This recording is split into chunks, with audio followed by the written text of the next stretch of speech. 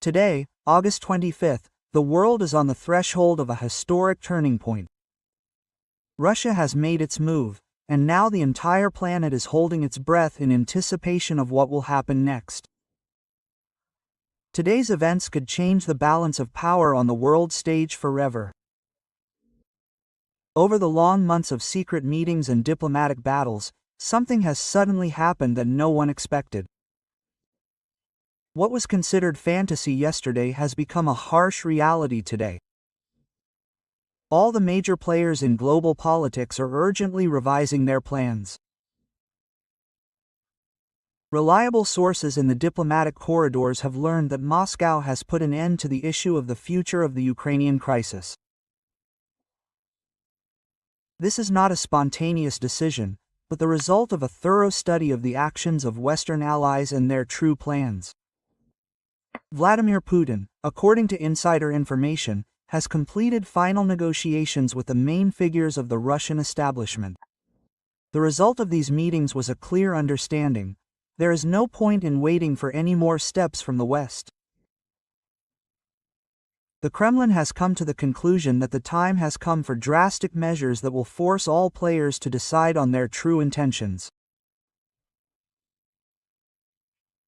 The recent statements by American leaders have been particularly eloquent, dotting the I's and crossing the T's regarding Washington's true goals.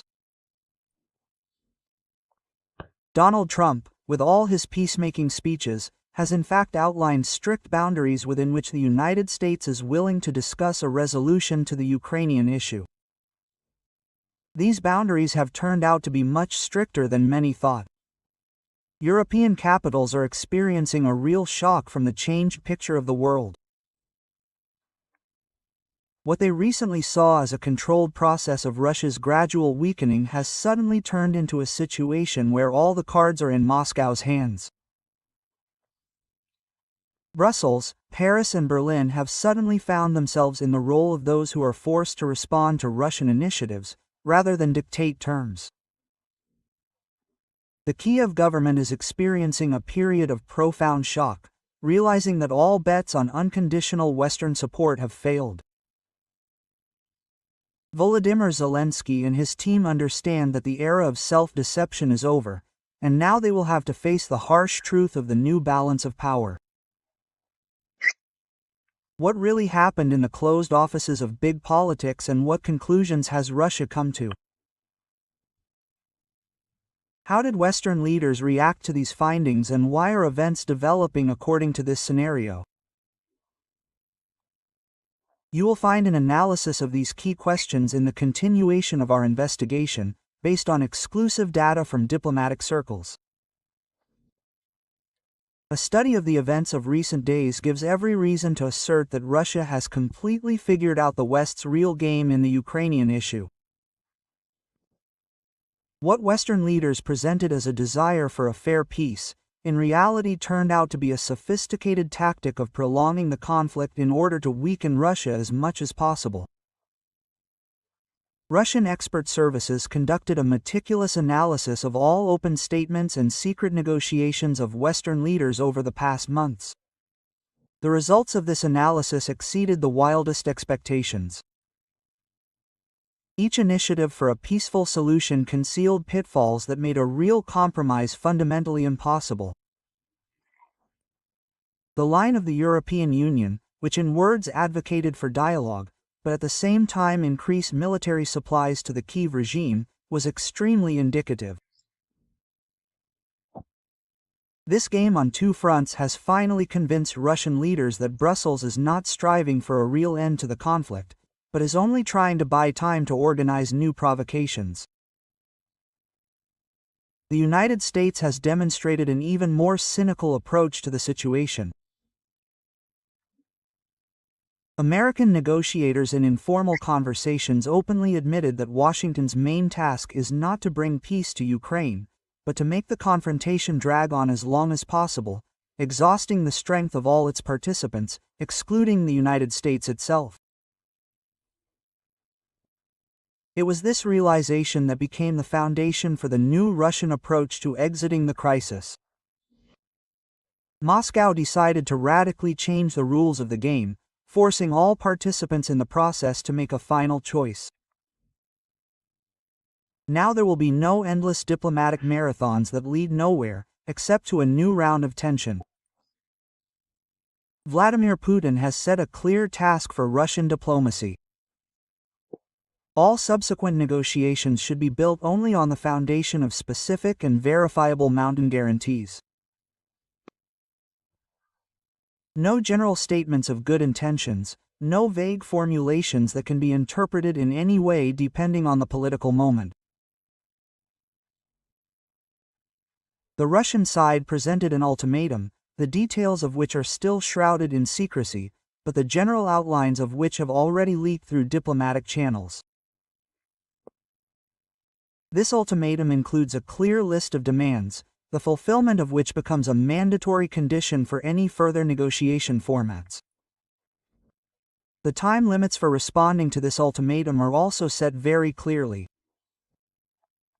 Western partners have a strictly limited period to make a decision. Either they accept Russian demands, or Moscow moves to independent actions that will radically transform the situation in the entire post-Soviet region. The response of Western capitals to the Russian ultimatum turned out to be exactly what Moscow expected. Publicly, Western leaders demonstrate indignation and declare the inadmissibility of ultimatums. But in closed conversations, their position is radically different. They realize that Russia is extremely determined and the era of diplomatic spectacles has truly come to an end. The situation in Kyiv is developing according to the most catastrophic scenario for the local authorities. Volodymyr Zelensky and his entourage suddenly realized that all their hopes for endless Western aid turned out to be a mirage. Western sponsors are ready to support the Kyiv authorities exactly as long as it does not affect their own interests. Information about the Russian ultimatum reached Kyiv among the first, and the reaction of the Ukrainian leadership was extremely indicative. An emergency meeting of the National Security and Defense Council of Ukraine lasted for more than 8 hours, but its participants still did not develop common lines regarding further steps. Part of the Ukrainian ruling elite advocates immediate agreement to Russian demands, realizing that continued confrontation will lead to the final collapse of Ukrainian statehood. Another part, on the contrary, calls for the mobilization of all possible resources to continue the confrontation, hoping that the West will nevertheless provide decisive assistance at the last moment. Volodymyr Zelensky is caught between these radically different moods within his own camp. His efforts to find a middle ground are being dashed by the unyielding position of extremists who threaten him with physical violence for any compromise with Russia. At the same time, the Western puppeteers of the Ukrainian regime are sending Zelensky mutually exclusive messages. In public, they swear eternal loyalty to their support, but in secret conversations they transparently hint at the importance of showing flexibility and accepting the new rules of the game. At this time, European capitals are immersed in a profound crisis of consciousness. Brussels bureaucrats, accustomed to commanding the parade, suddenly realize that they are now being given orders. The Russian ultimatum fell on them like snow on the head, and they are completely at a loss as to how to respond. Emmanuel Macron, who until recently showed off grandiose projects to create a European army and achieve strategic independence for Europe, is now in a panic looking for ways to urgently consult with the American leadership. His dreams of sending French troops to Ukraine suddenly collided with the harsh reality of Russian military power. The German line looks even more confused. Olaf Scholz, on the one hand, cannot openly accept Russian demands due to domestic pressure, but on the other hand, he is well aware of the economic catastrophe that an escalation of the confrontation with Russia would bring to the German economy. The Polish leadership issues the most aggressive rhetoric, demanding the formation of an anti-Russian bloc and the concentration of all NATO forces to combat Russian plans. But behind these bellicose speeches is a clear understanding that Poland will be the first target in any military clash with Russia. The British strategy traditionally consists of maximally inflaming the conflict without its own direct intervention in the hostilities. London is ready to fight Russia to the last Ukrainian and the last Pole, but categorically refuses to expose its own land to attack. All these internal contradictions between European partners work in favor of Russian tactics. It is no coincidence that Moscow chose this moment to issue an ultimatum. A moment when the Western Bloc is showing clear cracks in its internal divisions and inability to act in concert. The position of the United States in the unfolding crisis deserves special attention, since the further course of events depends on Washington's elections. Donald Trump is faced with a difficult dilemma that could determine not only his presidential legacy, but also America's place in the emerging multipolar world. On the one hand, the new American government came to power with promises to end endless wars and focus on solving domestic problems. Trump voters are tired of the role of a planetary policeman and demand that their president focus on American needs, not global ambitions. On the other hand, powerful groups in the American establishment continue to demand that Russia be contained by any means necessary. The military-industrial complex, which receives huge profits from the conflict in Ukraine, has a powerful influence on the administration with calls to continue the confrontational line. The Russian ultimatum forced Trump to make a final choice between these two directions. Half-hearted decisions are no longer possible. Either America escalates the conflict with unpredictable results, or recognizes the changed geopolitical reality. Information from sources in the White House shows that the American president is leaning toward choosing a practical approach. Trump understands that further confrontation with Russia could lead to a military clash between the two nuclear superpowers, for which he will bear responsibility. At the same time, Trump is also aware of the economic aspects of the current situation. Support for the Ukrainian regime costs the American budget tens of billions of dollars every month. Despite the fact that this money could be used to solve the problems of American infrastructure, healthcare, and education. The president's military consultants provided him with a detailed analysis of the balance of power in the event of a direct military confrontation with Russia. The conclusions of this analysis turned out to be extremely unpleasant for the American side. Russia demonstrates technological leadership in key types of weapons, and its mobilization potential significantly exceeds the American one. The understanding that European allies could become unreliable partners at a crucial moment has become especially painful for the American leadership. France and Germany have already made it clear that they are not ready for a full-scale war with Russia for the sake of Ukrainian interests. The U.S. Congress is also showing signs of fatigue from the Ukrainian issue. The Republican majority is increasingly questioning the wisdom of further spending to support the Kyiv regime, especially against the backdrop of America's growing domestic problems. Trump is well aware that his decision on the Russian ultimatum will be a key moment not only in his presidency, but in the entire American foreign policy for the next 10 years. A mistake could lead to catastrophic consequences for both the United States and the entire world. That is why the American president has launched secret consultations with the Russian side through trusted intermediaries. These consultations are aimed at identifying opportunities for a compromise solution that would allow both sides to save their reputations and avoid direct military confrontation. Behind the public rhetoric and ostentatious confrontation lies intense diplomatic work aimed at finding a way out of the crisis. Despite the harshness of the ultimatum, the Russian leadership has maintained a narrow corridor of opportunities for a negotiated solution to the problem.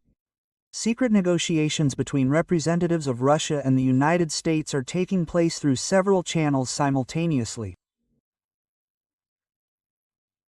The main channel is through the mediation of influential businessmen who enjoy the trust of both sides and are interested in preventing a global crisis that would harm their commercial interests.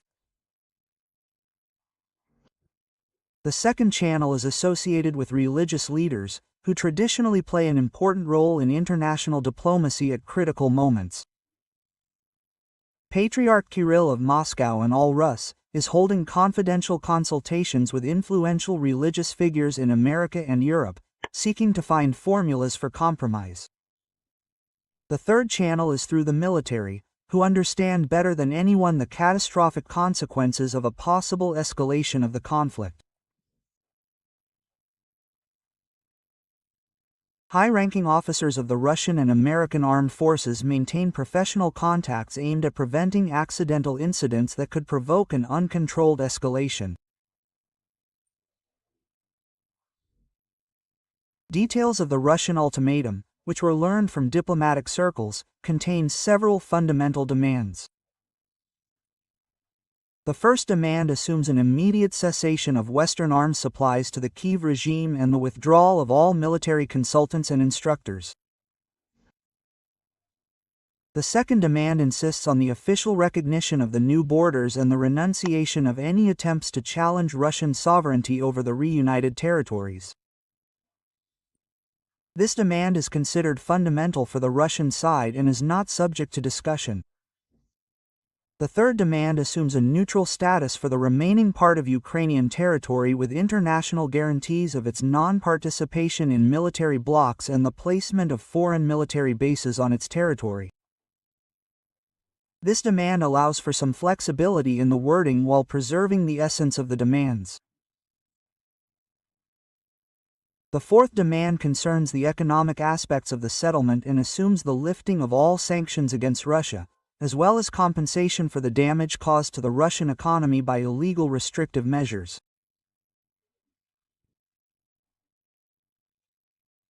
The fifth demand concerns issues of information policy and insists on stopping the anti-Russian propaganda campaign in Western media, as well as restoring objective coverage of events in Russian media in Western countries.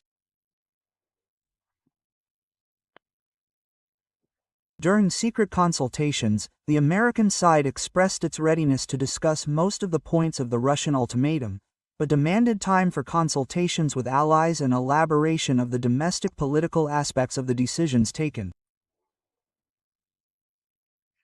Issues related to the lifting of sanctions are especially difficult for the American side, since a significant part of these sanctions were introduced by decisions of Congress, and their lifting will require complex legislative procedures. Trump asked the Russian side for additional time to resolve these procedural issues. The European allies of the United States have not yet been admitted to the secret negotiations, which causes them serious concern. Brussels and major European capitals fear that Washington may make a decision behind their backs, without taking into account European interests. The Kyiv regime has also been excluded from the negotiation process, which causes panic in the Ukrainian leadership. Zelensky understands that his fate is being decided without his participation and is trying to influence the course of negotiations through Western patrons in any way. We are approaching the culmination of one of the most significant geopolitical crises of our time. The events unfolding before our eyes will determine not only the fate of the Ukrainian conflict, but also the contours of the new world order for the decade ahead. The Russian ultimatum has become a catalyst for processes that have long been brewing in international relations. The unipolar world led by the United States is approaching its historical end, giving way to a multipolar system in which several centers of power will play a key role. The response of Western countries to Russian demands will be an indicator of their readiness to adapt to the changed reality. If the West shows wisdom and agrees to a compromise solution, humanity will be able to avoid a catastrophic military clash and move on to a new stage of international cooperation. If Western countries refuse constructive dialogue, the world may face a series of regional conflicts that will gradually escalate into a global confrontation with unpredictable consequences. Russia has demonstrated its readiness for any developments and will not back down from its fundamentally Tsarist positions. Of particular importance in the developing crisis is the position of non-Western countries, which are closely monitoring the course of events and are ready to support the side that offers a more just and sustainable world order. China, India, the Islamic world and Africa are already making it clear that the era of Western hegemony is over. The economic consequences of the crisis will be felt throughout the world, but they will be especially painful for European countries, which are already suffering from the consequences of the sanctions policy against Russia. German industry, French agriculture, Italian energy. All these sectors are under threat due to the breakdown of traditional economic ties.